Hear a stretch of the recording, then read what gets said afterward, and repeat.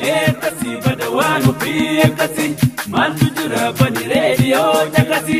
ekana badawanu fi ekana abbatu egatawanu fi barana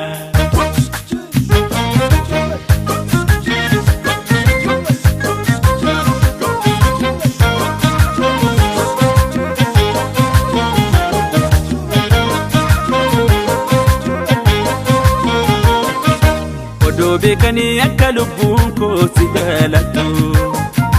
Odo bekani akalubun ko sijalatu Tirachun ke gati lubu kiyalle akana jantu Silana wani odo bekani tenoko Si eguda faka oregde oregam tulubun ko Si eguda faka oregde oregam tulubun ko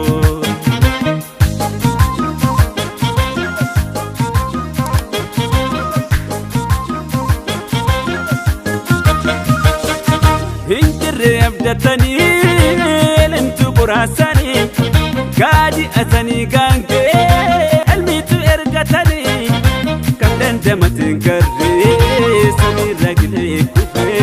kandala laballe subay hammamtu karatape adugana mambane galgala galal egani ani fiatim bannu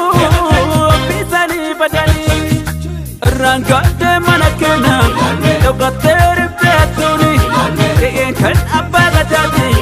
kabam nampat jadini ilmu wa katuru kada mekam tu dende ida sila somni sobanyata gani tuganjirata rangate manakena dokater betuni kan abaga jadi kabam nampat jadini ekasi badawanu fi ekasi malu jira bani radio jakasi ekana badawanu fi ekana abbatu egatawanu fi barana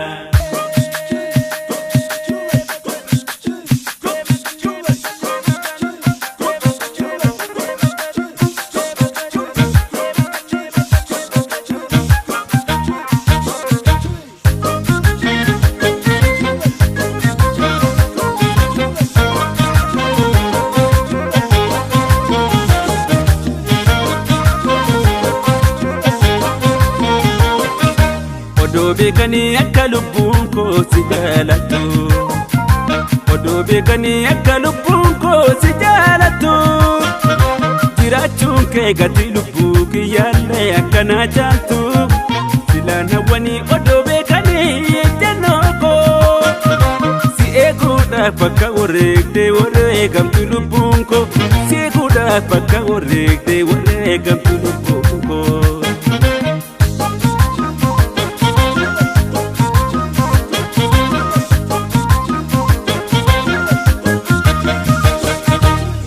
Jangan didani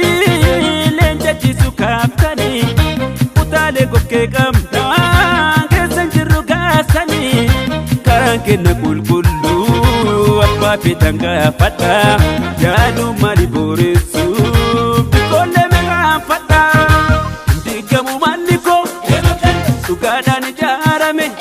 simmil ko tu yadini yalla nundunya tame rangate manakena Dokater betuni kan abaga jadi kabam nampat jadini ilmu wa katuru kada mekam tu dende ida sila sauni sobanyata tugani tuganjira rangka